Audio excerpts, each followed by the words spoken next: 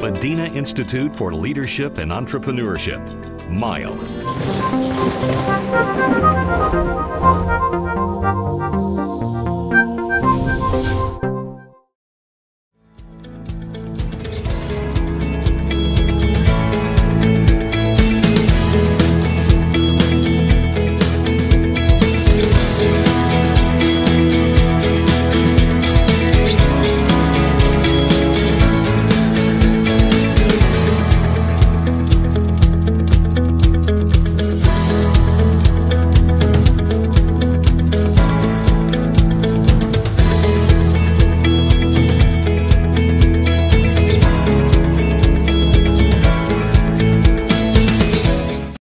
And leadership in challenging times. The reflections I'll draw tonight are on work on international level, firstly in Bali, Indonesia after the bombings of 2002, in Thailand following the tsunami of the 26th of December 2004, work in Jeddah in Saudi Arabia after the floods, and work in Japan following the earthquake and tsunami of 2011. I spent a lot of time talking about Thailand and the leadership lessons that we took from working in that environment. What we know is that the result of the tsunami of December 26, 2004 is there was somewhere between 250 and 300,000 people who lost their lives across several countries. In Thailand, there was an international deployment of forensic police from around the world who were there to lead the disaster victim identification attempt of some 5,395 people who were recovered deceased as a result of that tsunami. It was and remains the world's largest disaster victim identification attempt ever undertaken. Thousands bigger than 9/11 in the USA, thousands bigger than anything that had been seen before. And the very scale of it presented many unique challenges that had never been faced before, and these challenges certainly required unique solution. When the bodies were recovered in Thailand, either floating in the water, washed up on the beach, or in the hotels, they were taken to a local temple. And temples in Thailand are called a wat, a W-A-T. And they were taken to this temple in particular called Wat Yan Yao, which was a beautiful temple. And I arrived and walked in through the gates of this temple, and what I could see was the decomposing bodies of 3,500 people that laid on the ground.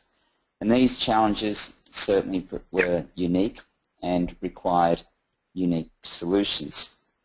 Working in these areas with those unique challenges for the first time, they were such as, how do you store and manage the bodies of 3,500 people in the grounds of one temple? What about a workforce and a leadership structure? Because there's no international org chart in place that says following a disaster such as that one country will have primacy. It's all about identifying those leaders when we respond. And I spent the last 2 years of my time with New South Wales Police working on an international secondment around counterterrorism. I worked in Lyon in France with Interpol, and my focus was on what we call CBRN, which is chemical, biological, radiological and nuclear threats. And for 12 months I focused on what those international threats were, what the trends were, and then wrote a paper for the forensic community on what they should do with those threats and trends. I then worked with the United Nations Office of Drug and Crime looking at those same threats and trends in capacity building, and there was one reoccurring theme that kept occurring within that counterterrorism space, and that is that hope is not a plan. We just can't hope that something won't happen, but there is only so much contingency planning we can do when those challenges are so unique. So how do we meet these challenges that occur? Well, part of it is about building teams. It's about building those teams very quickly, but it's also about leadership. And I think there's two types of leadership that exist within our organisations. One's around positional authority. So you look at the org chart of the organisation that you might represent, and you can see who's at the top. You can cascade all the way down and see where everyone sits within that organisation. Does that mean in challenging times that might be brought about by some type of external crisis, disaster, or even challenging times that have brought about unprecedented growth, how do we meet those challenges and how are the leaders identified? And it's not around the position that you hold. In these times of crisis and disaster, true leaders are identified by their actions and their reactions. It's what people do, not the positions that they hold, that really makes a difference. Now, in the deployment into Thailand, there was 36 countries that responded, 450 forensic staff from around the world. And when we look at the leadership that was demonstrated and held by those that would initially hold the positions of leadership, they didn't hold those positions because of experience, expertise, access to resources. It was around what they did. And there are a number of key things that those leaders did that put them into those positions of authority. It was their actions. It was their reactions. The first of the four important things that they did was to act with speed. Because when there's an opportunity, when there's a gap within the marketplace, or when something new presents, so often it's the first to move that will hold that position of leadership. If you wait until you have all of the answers to all of the possible questions, someone will move first and they will beat you to it. You don't have to have all those answers. And when you're working in these environments, you don't even know what the questions are going to be, let alone having the answers. But to take action, to move decisively, will put you into that position of leadership. And if you do a good job, you will hold that position of leadership. It's not about having all the answers, it's about taking action first. The second thing that the leaders who held those senior positions in Thailand did well was to deal with change.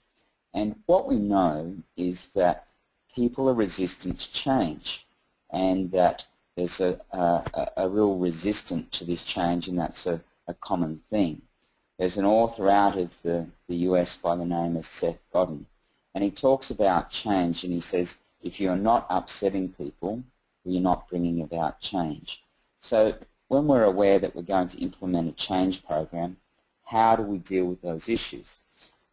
And these are the challenges that we faced. When we worked in Indonesia following the bombings in 2002, there were 202 people who lost their lives. They were taken to Sanglar Hospital in Denpasar, and at the mortuary at Sanglar Hospital there was a capacity for 6 people, yet we had 202. And in those very early days, the Indonesians allowed for the families, both foreign and nationals, to walk throughout the hospital looking for their loved ones. In Thailand, what we know is in the early days, many families walked throughout the temples looking for their loved ones. And there was a lady who searched for the daughter that she had lost, and for 3 days she walked throughout the temple amongst those bodies looking for her daughter, her 7-year-old daughter. At the end of the 3rd day of searching, she came across the body of a young girl, and she said to the local police, "This is the body of my daughter." They said to her, "Are you sure?" And she said, without question. They said, "Well, that's a visual identification. You may take her." But what we know is it was a mistake. And when you make a mistake in this environment, it's hard to undo. It's hard to come back from.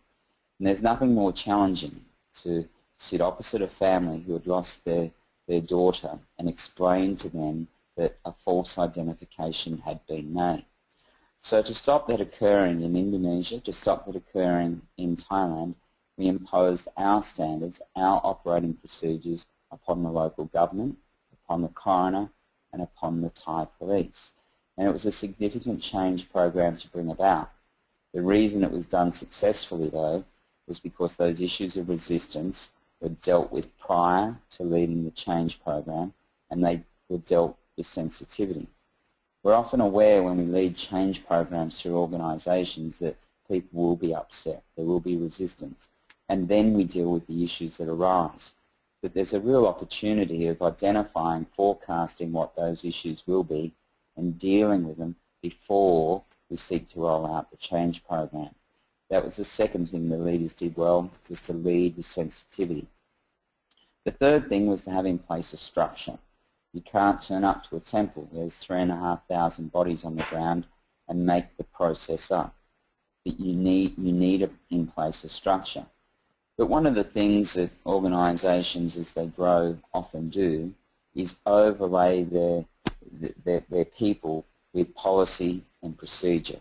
And the more policy they overlay, the more procedures they overlay, is that they hamper the leadership of those teams. They hamper the creativity of their leaders, because you can't have an organisation that is innovative and is leading with innovation yet is mistake-free. It simply can't be the case. And that leads into the fourth point of leading with simplicity, because there comes a point in time where there's an expectation upon leaders is to make decisions, and make decisions without deliberation. And one of the things that if leaders act with integrity, if they act with good intent, and they consult where they can and they make a decision and get it wrong, they'll be forgiven. But as leaders, if they fail to make decisions for fear of making the wrong decision, they won't be forgiven. And this is the concept of having the structure, but then equally leading with simplicity and not overcomplicating what we do. Sitting next to that, I think in equal importance, is the executive presence of the leaders. And I think there's executive presence around the brand that you represent, the team, and self. I'm going to give you an example of what I speak about there. After 9/11 in the US, the leader who stood out following the collapse of the World Trade Centers was Mayor Rudy Giuliani. The reason he was identified as a leader was because he was present. He understands the significance of being present and being seen. So we contrast that to the response and the view and the opinions of how George Bush managed Hurricane Katrina, and he was heavily criticised for the time it took him to get to the affected area. And what that tells people is that if they don't see their leader, they don't believe they understand, they don't believe that they care. Too often, leaders underestimate the significance of being present with the teams they're leading, their clients they're serving, or the customers that they're working to deliver to. Too much time is spent in an office in front of a computer, responding to emails, doing reports, and not being physically present. Because when you're there, it conveys this very clear message that you understand and that you care. And I saw this demonstrated extremely well by a man by the name of Mr. Sato when I worked in the Iwate prefecture of Japan following the earthquake and the tsunami of 2011. Mr. Sato was a community leader in the Iwate prefecture of a small village. His house had survived the tsunami, but so many in his community had not. Yet each night he came down to where the community gathered to share a meal with them, to let them know that he cared, to let them know that he understood the challenges that they were facing. And this executive presence sits on the brand, leadership of the brand, the team, and self. Now, sitting next to that in equal importance for me is this concept of clarity of purpose. Many organisations will have a statement of values. They will have a vision statement, and they're effective if there's congruence between what is said and the direction that the company heads. But we have to understand why we do what we do and what's most important. And for me, on a personal level, when I joined the police, the idea of spending a lot of time away from home was never on the cards. But after the work the Australians had done working in Indonesia following the bombings, we'd pretty much set in place that if something else happened in Southeast Asia, we'd be called upon to assist, given the geography of where we were based.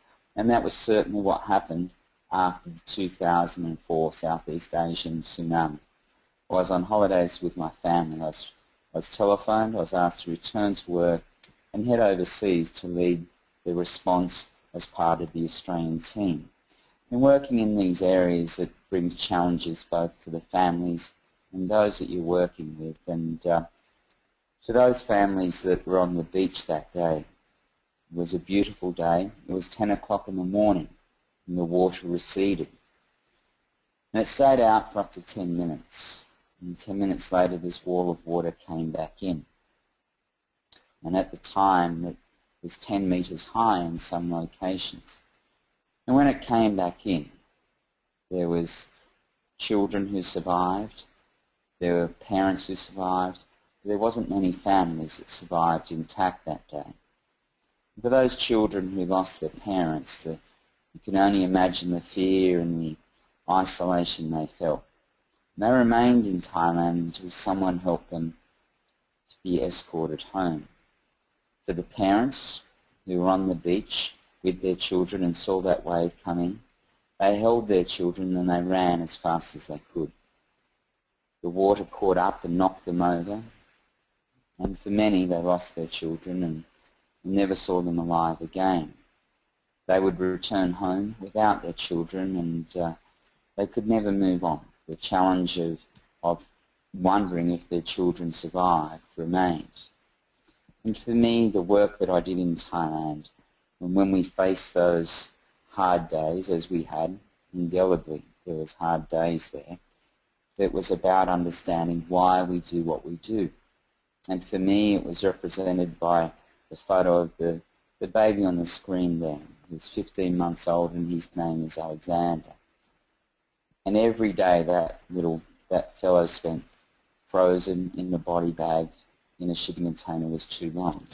I wanted to identify him and I wanted to send him home. Now I started this by saying that as organisations we have statements of values and we have vision statements. And we can say whatever we want. We can say we're the greenest, we're the cleanest, we're the safest. We value our clients, our staff more than anyone.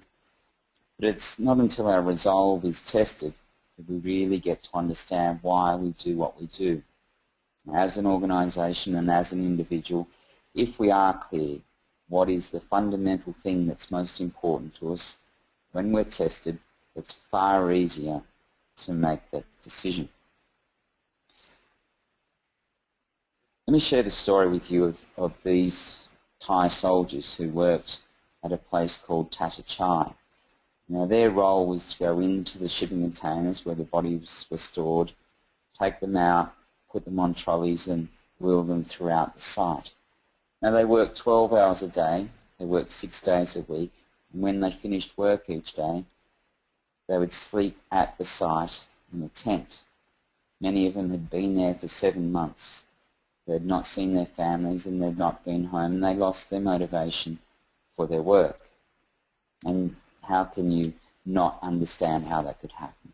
When I was working with them in August of 2005, it was between 38 and 43 degrees outside most days, and they would dress as you see them now with plastic overalls over the top for contamination prevention, and they lost their motivation. The impact of them losing their motivation was that the whole process that we had in place slowed down. And the first lesson I took from working with the Thai soldiers at this site was that if you have a process in place and you don't value the contribution of everyone along the way, take them out and see what happens. Because these gentlemen here performed the least technically challenging role at the site without a doubt. We had forensic pathologists, odontologists, police specialists from around the world. But when they lost their motivation for the work that they were doing, the whole thing started to fall apart. And I looked at it and I thought, what are we going to do? How are we going to motivate them? Now the Thai people are incredibly beautiful. They're amazingly patriotic, and they love everything about the king, the queen, and the Kingdom of Thailand. And each morning when they sang the national anthem before they started work, you'd see the pride in them as they sang. You'd see their shoulders were back and had these booming voices. But once they stopped singing, you'd see the physical change in them. So I said to one of the team I was working with from the Australian team, I said, find me the words to the Thai national anthem. And this morning, the Australians had learned to sing the Thai national anthem. We lined up behind them. As the soldiers started to sing, the Australians pulled out our song sheets and we started to sing the Thai national anthem in Thai. The Thai soldiers swung around in disbelief. Did we sing the national anthem well? No, we did not. Did it matter? Not at all. Did it have the desired effect? Absolutely it did. And it had this ability to motivate the Thai soldiers because we'd connected with them in something that was so important. Because in my experience working in these areas, people are not motivated by money. People are motivated by what they're passionate about. And when you buy into that, when you connect with integrity and honesty, you can bring about amazing change. One of the things that leaders often do or not do well or not do often enough is to share the victories, is to share the wins, to motivate teams. And when you do something day in and day out, you start to forget the significance of the change that you bring about. And for us, it was helping the Thai soldiers connect back into the significance of what they did. We were returning the bodies, the souls of those who had died back to their families. And without the Thai soldiers' help, without their role in the process, none of it would be possible. It's so important to help everyone who's within the organisation to understand the role that they play, how they fit within that entire chain, because without everyone, the process doesn't work. And it's so important to celebrate the victories, take time out to reflect on what you do. Now I've spoken about crisis and disaster, but it's not about that. It's about understanding that leadership matters. And leadership matters for absolutely every one of us. It doesn't matter the size of the organisation you're in. You want to make a difference in your workplace, the community in which you live, or the schools where our children go. It's about deciding that leadership matters. And what's leadership about for me? Well, it's about courage. It's about meeting adversity head on. And I'd like to share a photograph with you of 32 people who I'd suggest are leaders by any definition. I met these children when I was working in Thailand, and each of them had lost their homes to the tsunami. Each of them had lost their parents, and many had lost their brothers and sisters. And I'm going to share some stories on this basis and this basis alone. We can't change what's happened, but we can all change what happens next. I couldn't change the fact that these children had lost their parents, but I felt it was within my capacity to change what happened next for them. So I set up an organisation here in Australia called Hands Across the Water, and the purpose was to raise some money and change the conditions, because what you see in the background is the tent that these children lived in. Now it's a good-looking tent, I grant you that, but it's still just a tent, and this wasn't some temporary home. This was their home 8 months on. So I set up the organisation with the intent of changing that home. 12 months after making the commitment, I was able to go back over to Thailand, and I was able to open this home that I'd built for the children. It's called Bantham Nam Chai, and it is a beautiful home. And the reason why we were able to raise enough money to build it was because we decided to focus on the results and not the excuses. When you decide to start a new project, when you put an audacious goal on the table, there will be people who will tell you why it won't work. There will be people who will sit around and find reasons for it not to proceed, to tell you that it's not your responsibility. But be sure of this, if we do nothing, then nothing will change. We opened the home and we had 32 children who moved in. And very quickly this number went from 32 to 64. And where did the children come from? Well, it doesn't matter where I've worked, whether it be Indonesia, Thailand, Saudi Arabia, Japan, or here in Australia. After crisis, lots of people turn up. Government organisations, corporate, NGO, charities, they turn up and put their flag on the ground and say, we're here. But too many leave too soon. And what message does it send when 6 months on they pack up their tents and they leave? It says you're on your own. If you want to bring about long-term change, it's about making long-term commitments. Because those children, even though it's 5 or 10 years on their parents haven't come back. And of course they never will. Just because we forget, just because there's another crisis or disaster around the world, doesn't mean that these communities no longer need our help. As I saw the numbers continue to grow, as it went from 32 to 64, I felt compelled to stay and help and build them another home. This is the second home that I built, and you can see the first one in the back right-hand corner. But what's the purpose of me sharing the stories around the orphanages that we've built? And we've gone on to now build 7 homes all across Thailand. Well, we do it through engagement, through shared experiences, and I'll briefly touch on that with you now as to how we bring about the change and growth that we do. And in 2009 I started these push bike rides through Thailand. We travelled 800 kilometres over 8 days, and we rode from Bangkok down to Khao Lak. And before we went away, we asked each rider to raise 10,000 American dollars as part of their commitment. In 2009, when we started, we had 17 riders. In 2010, it grew to 34.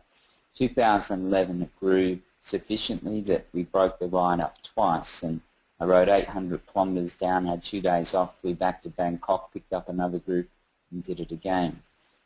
We repeated it in 2013, 14, and I've only returned to Australia 10 days ago from completing the 2015 rides. But the growth has seen it change, and we've now had, this year we had 132 riders across 3 rides. We raised in excess of 1.4 million American dollars from this bike ride in Thailand. What makes it special? What makes it so engaging? Well, it's people like this beautiful lady on your screen now. Her name is May Phil. She is a Thai lady, and she is 54 years old. 30 years ago, she set up an orphanage, a home for children who had the HIV virus or who had lost their parents to HIV. Now, this beautiful lady wanted to ride with us, to be able to stand in front of the children each day and to say to them, just because you face challenges, just because the cards have been dealt against you, do not give up. Now, what does she know about facing challenges? Well, 9 years ago, in a cruel twist of fate, she was diagnosed with terminal pancreatic cancer, and she was given 6 months to live. How is she still alive? Well, it's a bit of a mystery. She is an amazing lady, and in the riders, and she rides at 800 kilometres, and a few weeks ago we completed the rides, and this time she didn't ride just 800, but she rode 1,600 kilometres. And the reason she rode those 1,600 kilometres was her fear that because of her health that she would not be with us too much longer. And she wanted to demonstrate that to the children. And riding in her presence, no one gets off their bike and complains that what they've done has been too hard. No one complains that they've ridden too far or it's been too hot. In her presence, no one complains about much at all. No one makes up the excuses and puts things up, because how can you when she faces such challenges, when every pedal stroke going uphill or every bump that she rides through is just sheer pain for her. And spending time with her is about growth. And as organisations, we develop our teams and around professional development. We also look after them around their health and welfare. But there's a third element, and that element is taking time to feed your soul. And for me, personally, riding 1,600 kilometres through Thailand every January with this beautiful lad is food for my soul. And my question to each of you is, when was the last time you did something that was food for your soul? Whether it be learning to paint, trekking through Nepal, or heading to Paris with the person that means most to you, now's the time to do it. If not now, then when? And if not you, then who? Now, what makes the bike ride so successful? Well, it's shared experiences. If you want to create engagement within your workplace, your social venture to be more successful, it's about engineering shared experiences. And to get these shared experiences right, there's a number of key elements to them. The first is that you need to do it with passion. You need to do it so that it feeds your soul. You need to do it with honesty and integrity, or otherwise don't do it. And you can equally become known for it. And working in the corporate social responsibility program area, it's about creating these experiences that lead to profit centres for business. Because if you have a corporate social responsibility program that is around corporate philanthropy or around giving staff one day off a year, you're missing opportunities. They need to be profit centres back to the business. And with these shared experiences, that creates the engagement. So that sums up the overview of the lessons that are faced working in these areas, and hand it over now for any questions that might exist. Well, thank you very much, Mr. Baines. Folks, so we are now open for question and answers. If you have any questions, you could put it in the question box, or you could raise your hand. There's a hand icon available on your webinar console, so if you click on it, you can speak to Mr. Baines as well. So let me go to the question box. There's the question already posted. Mr. Baines, in your view, what are the major hindrances for leaders to take courageous decisions during crisis management?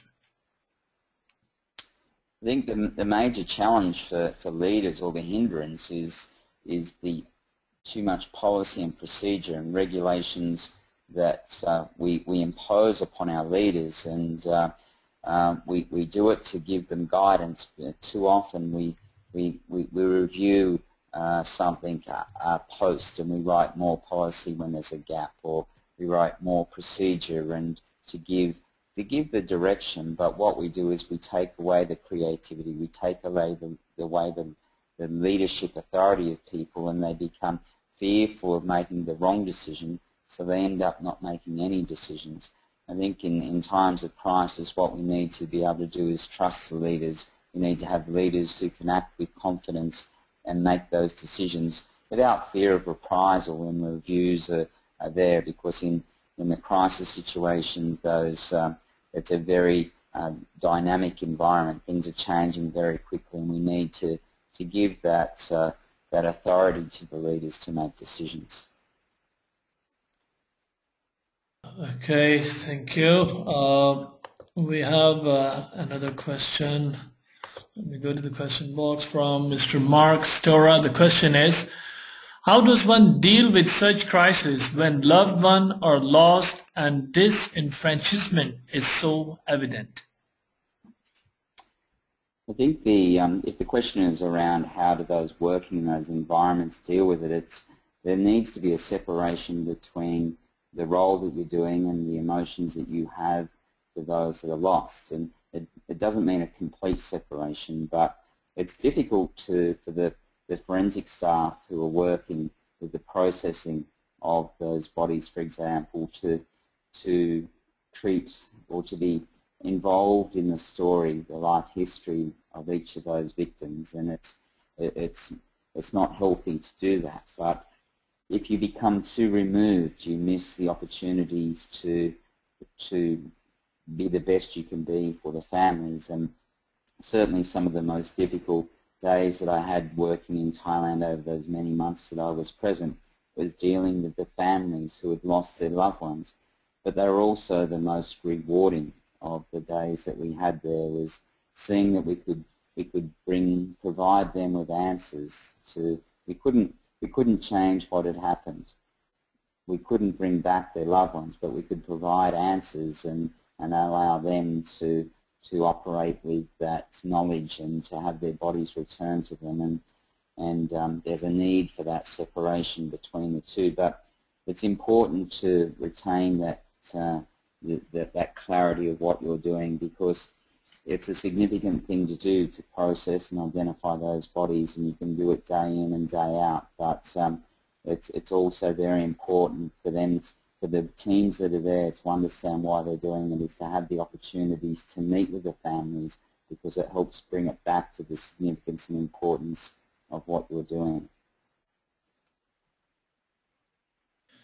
Okay, thank you very much. We have another question, interesting one by Brother Baha Hussein. The question is, in many business crisis situations, there is usually an important factor that would always affect leaders' decisions, and that is the financial aspect, implications of any decision. What is your advice in this respect? Should leaders be open about the financial situation and implications, which might be limiting to take some rightful decisions in some cases? Yeah, it's certainly an interesting question, and what I've seen in many crisis situations is that those who have the responsibility for the control of the budget are more free with the budget constraints in those very early days.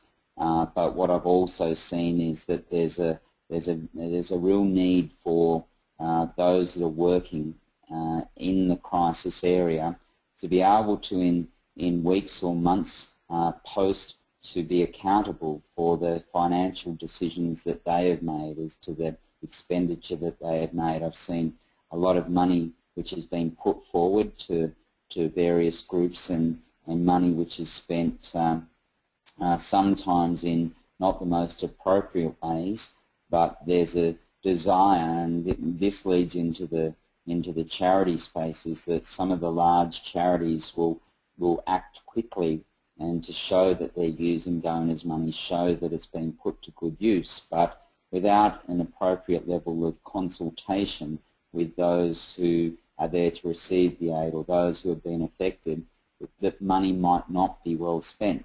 So there's a balance when we look at it from both sides, those working in the crisis area who are managing the budgets. What I'd suggest there is that they need to have the transparency and to know that in some point in time they'll be called upon around the financial decisions that they've made. When we look at the charity space, there's a need to act swiftly to ensure that the aid is delivered, but there's also a need to ensure that it's spent in the most appropriate way to bring about the most appropriate and maximum effect that you can, and that's often achieved with consultation of those who are there to receive and will benefit from the aid. Thank you very much. We have another interesting question on CSR. Normally, CSR is undertaken by corporate to indirectly market their products and services. Where does ethics fit into all this? Or do you think it is fair to equally leverage upon promoting your services via CSR? Yeah, I think that there's a good number of benefits with CSR, and if it's not done effectively, if organisations are doing it just to improve their brand image, there's a real risk that they will be found out, they will be exposed, and it will do more harm than good to an organisation. But I think an effective CSR program should bring benefits back to the business. If your CSR program is just around, as I said, corporate philanthropy, so giving money away, a slice of the net profit, or allowing staff to volunteer, you're not maximising, or you're not measuring the return back to the business. Now, there's a cost to CSR, the way that corporates support their charity or not-for-profit partners, and that cost, there should be a return because the funds are being diverted from the shareholders, from the partners, or from the staff. So there's a right for there to be a return. And here's the thing: when they maximise the return, so when you look at and start to measure the staff engagement, the staff morale, staff retention, becoming more attractive as an employer, you start to open up new customer bases. There's innovation in what you're doing. There's brand image improvement. What it does when there's a return to the business is the pie that you had to carve up to start with will grow. So if you do it effectively as the corporate and you can manage the return, it's not something that you will only do in good times, because traditional CSR, for most organisations, is not much more than a cost centre. And when times get tough, that cost centre will be the first to go. If it's implemented appropriately, it will be a profit centre back to the business, and therefore there's interest through the senior executive group, through the CFO. They're reporting on what the return is to the business. Then the charity partners will benefit, and there's benefit for all when you do that, and when the profit comes back to the business. But it's as I say, if you do it just to try to maximise the brand or build the brand or the reputation, there's a real risk of exposure. So there has to be ethics in it, and there has to be alignment between the values of what you're doing as an organisation and the value of the partners that you're looking to work with. Well, thank you. We have one last supplementary question from Mr. Stora, Mark Stora. The question is, what is the most effective way to deal with challenge? What is an effective way to deal with change? To deal with change, I think there's an acknowledgement that change will always be present. And if you're not changing, you're not growing. And if you're not upsetting people, as Seth Godin talks about, well, then there's no change. And one of the things is to identify that there will be resistance, to accept that that's the case, to accept that people will be resistant to the change, and where you can is to forecast what those issues or those pressure points will be, and then deal with those and make that part of the change strategy, the change program that you have in place prior to rolling out the change program. The best thing that we did both in Bali and Thailand was to communicate with those various stakeholders, such as the government, the coroner, the police, the victims' families. And it was one of the greatest learnings that we took out of Bali, was bringing the family of those who were lost together to explain the process to them. Because when you give people information, you get their understanding. It doesn't mean you take away the pain. It doesn't mean that you take away the hardship of the change or their loss in our circumstances, this environment.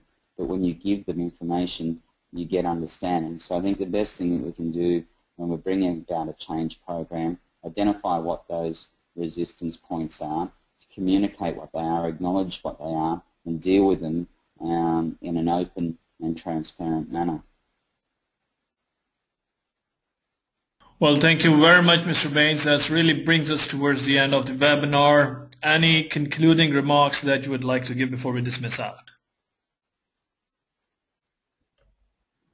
I think it's there's an opportunity for all of us to take leadership roles, and it's just about taking action. And often when we sit down and look at something quite audacious, we won't know what the answers are going to be. But if we do nothing, nothing will change. And clarity comes with action.